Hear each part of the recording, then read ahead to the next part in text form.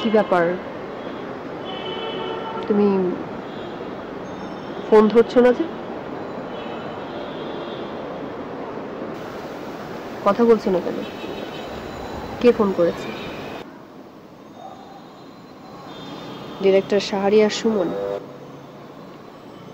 হ্যাঁ। আচ্ছা, ইদানিং তোমাকে অনেক ডিরেক্টরসরাই ফোন করছে, তুমি ফোন রিসিভ করছো না কেন বলো তো?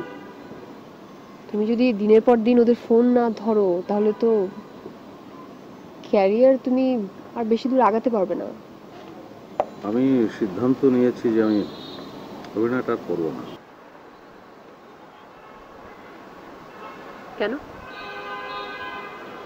যান্ত্রিক জটিলতা। মানে?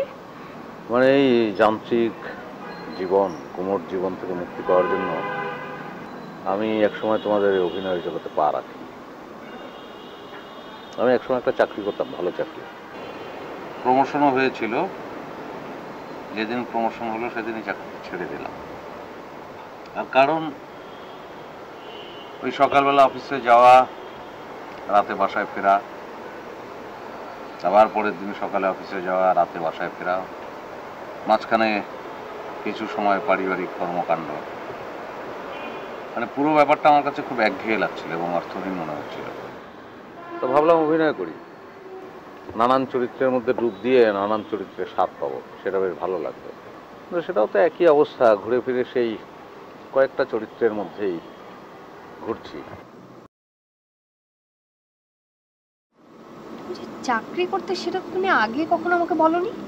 তোমাকে আমি আরো অনেক কিছুই বলিনি, যেমন আমার সাহেরা, আমার স্ত্রী, তার কথা বলিনি। তারপর আমার সন্তান রুশো, তার কথা বলিনি। স্ত্রী সন্তান মানে? তুমি ম্যারিড? Yes, marriage. মানে তুমি ম্যারিড এই কথা তুমি আমাকে বলনি কেন? মানে তাহলে এতদিন আমার সাথে কি করছিলে তুমি? আমি অভিনয় করেছিলাম তোমার সাথে। আমার সাথে তুমি অভিনয় করেছো? হ্যাঁ।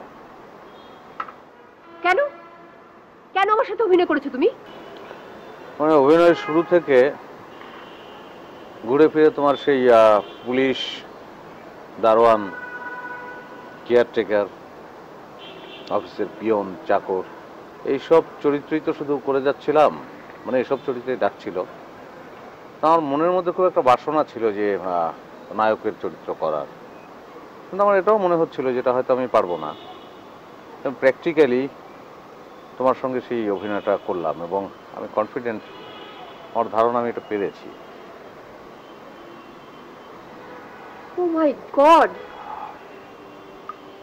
তুমি তো অনেক ব্রিলিয়ান্ট একজন অ্যাক্টর।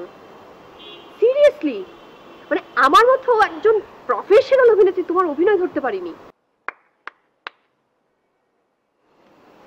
তুমি আসলেই ব্রিলিয়ান্ট, এবং সেই জন্যই এত তাড়াতাড়ি এইখান পর্যন্ত আসতে পেরেছো, এইখান পর্যন্ত।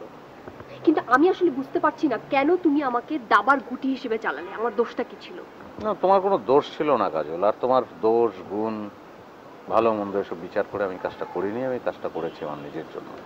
আর প্রত্যেকটা মানুষই প্রত্যক্ষ বা পরোক্ষভাবে আত্মকেন্দ্রিক, তুমিও।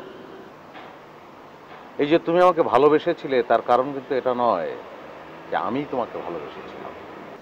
আমাকে তোমার ভালো লেগেছিলে তাই তুমি আমাকে ভালোবেসেছিলে। এটা তুমি করেছো তোমার নিজের জন্য। তুমি একজন আত্মকেন্দ্রিক মানুষ, আর আমি এই কাজটা করেছি আমার একটা ইচ্ছা পূরণ করার জন্য।